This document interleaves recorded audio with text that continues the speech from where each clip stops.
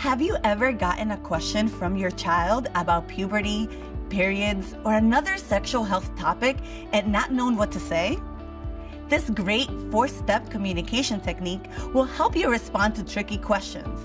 We call this technique 4 steps to answering questions about sexuality. Okay, step 1, normalize and validate. When your child asks you a question, the first step is to normalize and validate their question. For example, you can say, "That's a really good question," or "A lot of people ask that question." This step helps reassure your child that their question is normal.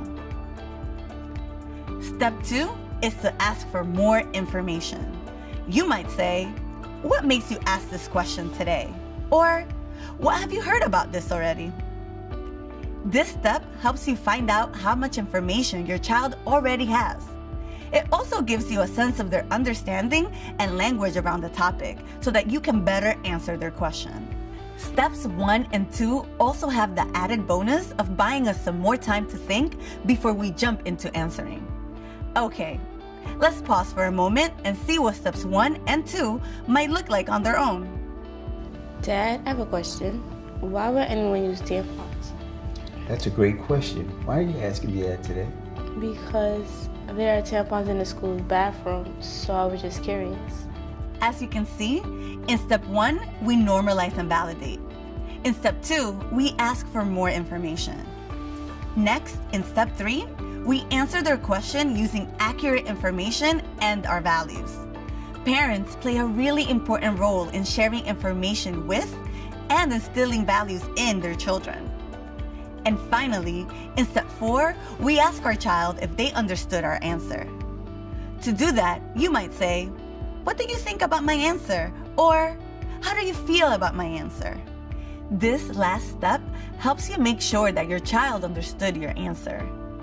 Now, let's take a look at what steps 3 and 4 might look like in action. Well, tampons, like pads, are used to absorb menstruation and blood. They're a safe option to use during your period. Some people use tampons when they go swimming or they're playing sports. Other people use them because they just prefer them over pads. Okay. Does that answer your question? Yes, thank you. Okay, you can come to me anytime. Okay, so it may not always be that easy, but you get the idea. Let's watch one more example of what using the 4 steps might look like all put together. Ma, what's with all this hair? That's a really good question. Why are you asking that question today? I mean, it's all over my body. It's on my arms, it's on my legs, on my face, and even down there. I feel like such a freak. I'm sorry it's making you feel bad. So you want to know where all this hair is coming from all of a sudden? Well, yeah, I guess. And how do I stop this? It's really normal to have hair growing in new places. It's because you're going through puberty.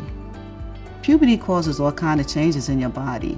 And even though it's a healthy sign of you growing up, it can still feel like a lot that you have to deal with. If the hair bothers you a lot, we can talk about things that you can do to manage it, such as shaving. Does that help a little bit? Well, yeah, I guess. So maybe I'm not a freak. And we're gonna have to get that razor. Okay, baby, we can talk about that. Mom, I already told you I'm not a baby anymore. You're still my baby. So, the next time you get a tricky question, try using the 4 steps. To review, they are: 1. Normalize and validate their question. Say something like, "That's a great question." 2. Ask for more information. Try saying something like, "How come you're asking me that today?" Or, "What have you heard about that already?" 3.